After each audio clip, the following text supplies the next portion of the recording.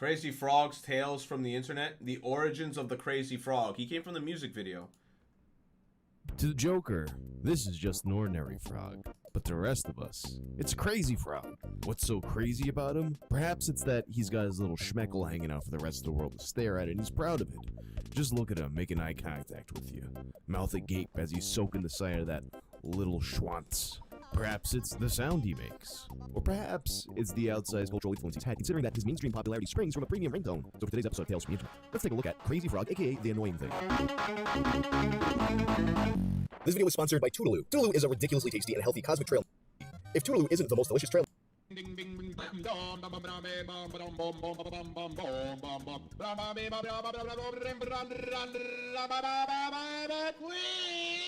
His friends completely lost their shit. They'd never heard something so hilarious, so he went to his computer and recorded his impression to listen to it over and over again. Created a file named tutuktar.mp3. Driven to tears over how funny this was, one of his friends uploads Daniel's recording. It begins to spread across the Swedish internet and eventually reaches a researcher for a Swedish TV show. Daniel is then invited to perform the sound on TV. After the appearance, the file spreads even more, eventually reaching international audiences. It reaches its highest international heights in a pitch-shifted form. Most popularly, the way that I first heard it, and probably how a lot of you first heard it, a little something called the Insanity Test. So the Insanity Test was a website... Yes! Oh my god, bro. There's no way he just brought the Insanity Test back. Holy shit, I forgot about this. Like, he just unlocked the memory. Yo, this motherfucker deadass Yami Yugi the fuck out of me. I forgot about this shit completely. And he unlocked my shit. There's no way. Formula One race car, and it had 3 steps. Step 1. Turn on the speakers and allow the page to load fully. Step 2. Stare at the picture without laughing for 60 seconds. Wow. If you start laughing, consider yourself legally insane. 60 seconds with the sound playing, staring at a Formula One race car. Did you pass the test, or are you insane? Oh so my... the Insanity Test makes its way around the internet through emails, instant messages, and whatnot. Goes through the normal meme life cycle, getting super popular for a while and then fizzling out. Although, you know, over the course of several months, as opposed to a few hours like memes do now. So this thing's done and forgotten about. But then several years later, in the spring of 2003, we returned to Sweden. This time, it's an animator named Erik Rönnqvist. Erik was sent the audio by a friend, and he had never heard it before. With his mind completely untainted by Swedish television or the Insanity Test, he's inspired to create something. He wanted to make a character that looked like he would be making that sound. As he would later explain, he wanted to make something funny, and he wanted to make something that would go viral. And really, this is one of the only times that someone wanted to make something viral and actually worked, as opposed to just being an embarrassing flop. This was an embarrassing success. And after 2 months of work in Lightwave 7.5, on October 15th, 2003, he uploads a website and animation featuring a character that he calls The Annoying Thing. I didn't even realize that his dick was out the whole time. I thought that was his tail. So you telling me the whole time I was watching this music video, my man's dick was just out.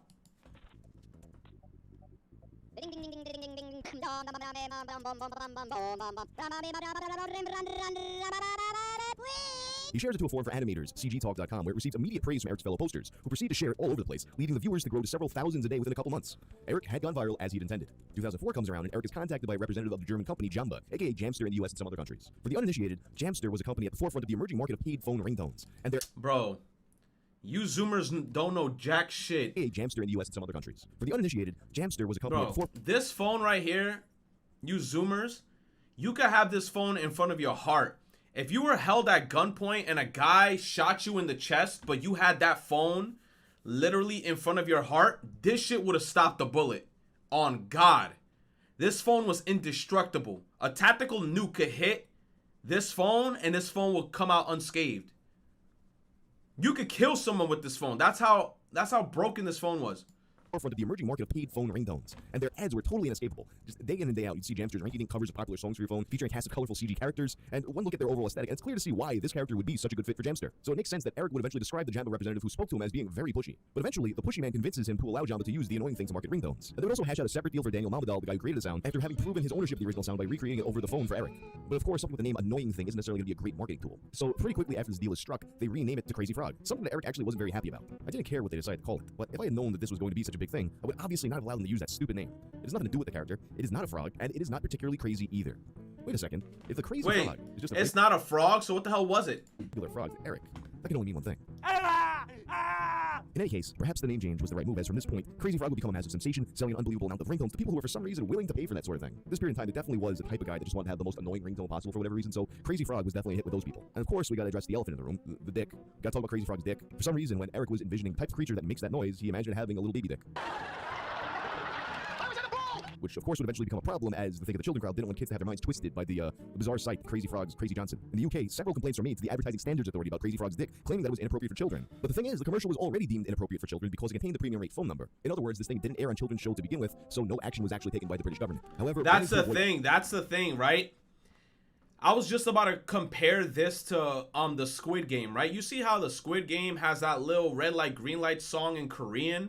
Every kid is now singing that song. Mind you, Squid Game is not a kid's show.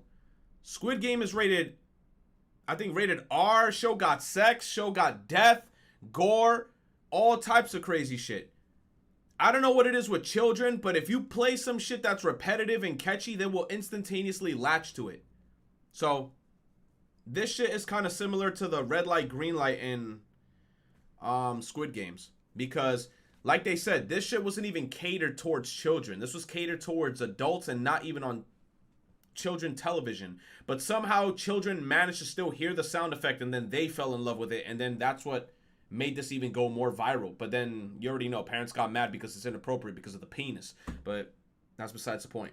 Anything that could potentially threaten the bottom line, Jamster blurred and eventually entirely removed Crazy Frog's penis. F in the chat for Crazy Frog's penis. Later, in April of 2005, Crazy Frog would face more serious allegations. Crazy Frog is a scam artist. You see, you're up late one night, drunk as fuck watching reruns of Tough Crowd with Colin Quinn, and every commercial break, there's a Crazy Frog ad playing 2 or 3 times, and you're like, you know what? That's exactly what I need to spruce up my Motorola Razr phone. So you buy the Crazy Frog ringtone. A month later, you get another charge from Jamster, and you're like, wait, what the fuck? You realize that... Oh, yeah! You had to be so careful back in the day with these phone because they were, these ringtones were phone subscription services. You would think that you're just paying like $2 for a ringtone. Next thing you notice, you're paying like $15 a month for a subscription service. I remember like they had the same commercials for like the Family Guy stuff. They'd be like, you can have Stewie as a ringtone. You can have Peter as a ringtone. Hey, Peter, you can have Quagmire as a ringtone, giggity goo, and you think you're doing a one-time transaction, but you're actually doing a subscription service. And then when you look at your phone bill, you're actually fucked because they're charging you like $15, $20 a month for some goddamn MP3 files that you could literally get off your computer for free and then just put it in your phone, It was crazy. Just buy a ringtone. You subscribe to a monthly ringtone service, a service that is seemingly impossible to actually unsubscribe from. And in this instance, the complaints were deemed to actually have merit, and Jamba was forced to make the nature of the service clearer. But despite these hiccups, Crazy Frog was still by all standards a runaway success. So I thought, hey, wait a minute, we gotta make more stuff. Well, luckily for them, Daniel Mamadou had all kinds of crazy sounds. He was more than willing to perform for Jamba. In an interview with BBC, he spoke of all the amazing sounds he can make. I have lots of sounds, Dan said. I always tend to imitate a lot of stuff in my environment. At work, at home, with my friends, could be anything, even a door opening. Then, with a combination of and he demonstrates his imitation of the opening of a spaceship's door. One sound he recorded was based on an old Amiga game. It sounds very funny, and I had to imitate it. So I sent it to a company who investigated if it could be a hit. Sadly, though, the company's reaction was just to wonder if the Crazy Frog had lost it. I just picture the poor guy sitting in a bar and he's telling anybody who'll give him the time of day, hey kid, remember Crazy Frog? That's me, I'm the Crazy Frog. And he goes off making his ding noises. It was producer Wolfgang Boss who realized that perhaps there was money in making entire Crazy Frog songs. And for that task, he would collaborate with producer Reinhard Reif, who would sample clips from the original file and cut them into popular ringtone songs and, when necessary, voice the frog himself. At the time they decided to make the song, the most popular ringtone song is Axel F from Beverly Hills Cop. So they figure, hey, you know what? We take Crazy Frog, we combine with Axel F, we got money here. It was just the logical, most profitable course of action for them. This cover, accompanied by a music video created by Eric Marquis and his employers Cactus Films, is released on May 23rd of 2005. And in its first week, it becomes the #1 single in 30 different countries. And that was that. The Crazy Frog was a pop star between 2005 and 2009. Several albums and singles. Damn, I hope they made enough money to survive forever. #1 song in 30 countries? Oh my goodness. Released, as well as a ton of merchandise and 2 racing games. Despite its success, however, the purely commercial nature of something he initially made for fun seemed to leave kind of a bad taste in Eric Warnquist's mouth. He speaks about this in an interview conducted in 2012. I was along for the ride, and I made some money as well, and I understood, of course, that was the point of the whole thing. So, but it was just hard. I mean, it is hard if you have any artistic ambition to take part of a purely commercial circus as this was. And he was also worried about it being his only legacy. I was asked one time by a reporter if I wanted it to say Crazy Frog on my no. And of course I don't. As of now, I guess that's what it's going to say if I die tomorrow. But I hope that will change. In any case, as with all things, the public eventually retired Crazy Frog, especially with its absurdly ubiquitous advertising that at one point was estimated to have been witnessed by 10% of the British population, over 60,000. No, but here's the thing though. You think Crazy Frog is dead? It's actually not. Because if you go on YouTube, this shit is still getting a bunch of views because of children. Children eat this shit up. Also, Gummy Bear. I'm a gummy bear. Yes, I'm a Gummy Bear. That song, as well as this song, as well as Dame Tu Cosita, those songs get eaten up by kids on the internet. So you think that this shit is not making any money? All those songs that you think are relevant, they're all still making a shit ton of money.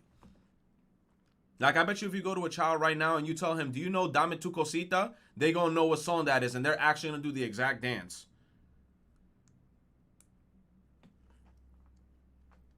Bienvenidos. How does it go? Bienvenidos a la cripta? After the release of his 19-track album, Everybody Dance Now in 2009, he just kind of quietly faded from existence, never to be seen or heard from again outside of moments where people would be like, hey, you remember Crazy Frog? That is, at least, until over a decade later, on April 22nd of 2020. Guess who's back? Hashtag Crazy Frog, hashtag new album, hashtag the Crazy Frog official. That's right, Crazy Frog is back. A new album is coming, with Reinhard Wraith returning to the project. Although granted, as of me making this video, it's a year and a half later and no album has been released yet, but this Twitter account is still regularly updated, sharing fan content and posting occasional teasers and updates, implying that the album is still actually in the works. But anyway, that's the story of Crazy Frog so far. If you like this video, check out my video about the man with the golden voice. What the fuck is this? What's that? What the fuck is that? It's Town Biz? I don't know what the fuck that is. I'm out. Was I on times 2 the whole time? I don't know, dude. All right.